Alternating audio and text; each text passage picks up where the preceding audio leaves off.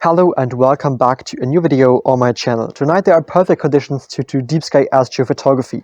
Therefore the plan is to capture an image of the Pleiades star cluster tonight. So tonight there will be no clouds, which is perfect, and on the other side there will be a new moon tonight, which is perfect for deep sky astrophotography. Before we start, I would like to mention that this video is not sponsored and not being paid for it. So all products shown in this video were purchased by myself. But now I would like to introduce this setup we'll be using for tonight's astrophotography session, and after that I would like to talk about the plans for tonight, so about the object I would like to capture and about how I would like to capture this object tonight. So I've captured the Pleiades star cluster a few years ago with my big telescope. There were a few problems, and therefore I was able to collect an exposure time of only 1 hour, which is not that good.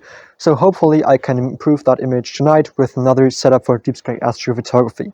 So the basis of this entire deep sky astrophotography setup is the HEQ5 Pro Go-To mount.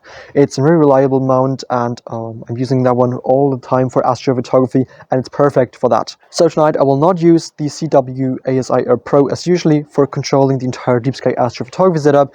So tonight I would like to use a smaller setup. Therefore I would like to use the hand controller of this mount to control this entire setup tonight, so to move the telescope towards the object. And yeah, that's the mount I would like to use for tonight, and on that I've attached my lens. So tonight I would like to use a 75 to 300mm lens. It's a very great lens, although it's not that expensive. So it's definitely a budget lens. It's not that expensive, but still you can achieve very good results when stopping down the lens a bit. So definitely this is a great option if you would like to get into astrophotography, but if you're not planning to invest thousands of euros, this is definitely a great option.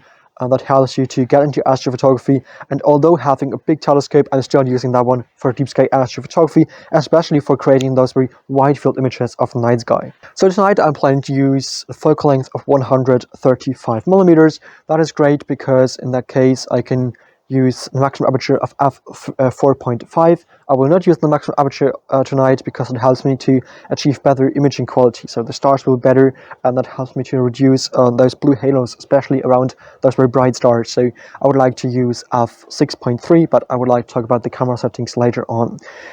The camera I would like to use for tonight is the Canon EOS 600D. It is a great camera, especially if you would like to get into astrophotography.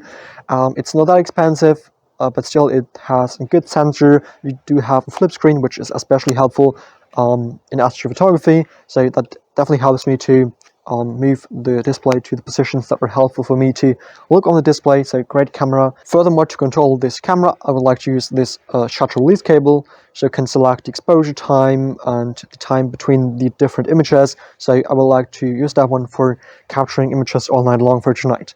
Furthermore, it will be very, very cold tonight, therefore I would like to use a dew heater. So I've already attached that one to the lens, and that helps me to not get ice or dew on my lens, which is very, very important, especially in winter. So that's the entire deep sky astrophotography setup. Something about the camera settings for tonight. So as I mentioned, this lens is quite good, but it's very important to not use the maximum aperture of this lens. So at 135mm, which is the focal length I would like to use for tonight, the maximum aperture is f4.5, I guess, but I like to use f6.3, which helps me to achieve better star imaging quality, and that helps me to reduce those blue halos around those stars. For sure, when not using the maximum aperture, we will lose a lot of light. So I mean, that's a disadvantage for sure, but for me, good star quality is better than collecting a lot of light. For sure, that would be good, but we have to live with that. Tonight, I would like to use an ISO value of 1600, and yeah, that's quite good. It's colder right now, therefore that helps me to reduce noise due to being cold outside.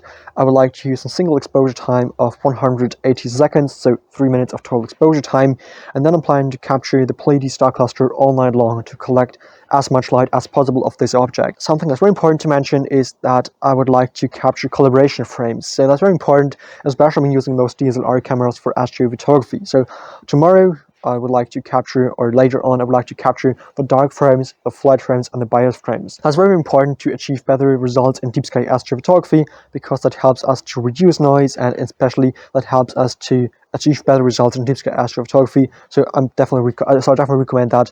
This is about the camera settings. So I would like to capture the Pleiades star cluster tonight.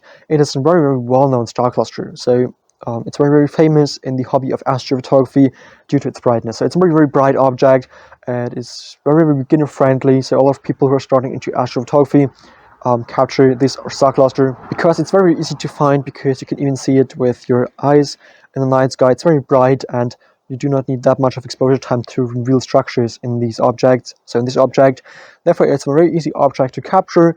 Last time I captured the object, I used a big telescope with a focal length of 750 millimeters. Tonight I would like to capture in wide field image of this object, so only 135 millimeters with this lens, so it will be a very wide field image of the night sky. And I would like to center the Pleiades star cluster in the center of this image. So I really hope that I'll be able to achieve great results tonight. I really hope that the camera captures image all night long. If everything goes as planned, I will achieve a total exposure time of nearly 8 hours, which should be perfect to achieving great image when it comes to this object, because it's very, very bright, and yeah, it's a very easy object to capture. So wish me luck. I really hope that I'll be able to capture some amazing images tonight. When I took the first pictures of the Pleiades star cluster, I was convinced that this would be my best image of the Pleiades so far. The stars were perfect, I had no star trails, and the moon was not visible. Shortly after, however, ice and dew formed on my lens, even though I was using a dew heater. As a result, I could only collect 1 hour of total exposure time. Additionally, due to the aperture of f6.3, I was able to gather even less light, therefore not many details are visible, and the camera's noise is quite noticeable. On the next clear night, I will definitely take more images of this object to improve the final image even further. The video about this will follow soon. This image shows that astrophotography doesn't always go as planned, and sometimes you set up your equipment only to end up with no usable image at all. If this video was interesting and helpful to you, I would really appreciate a like and a subscription. Otherwise, thank you so much for watching, and until next time, clear skies, Felix.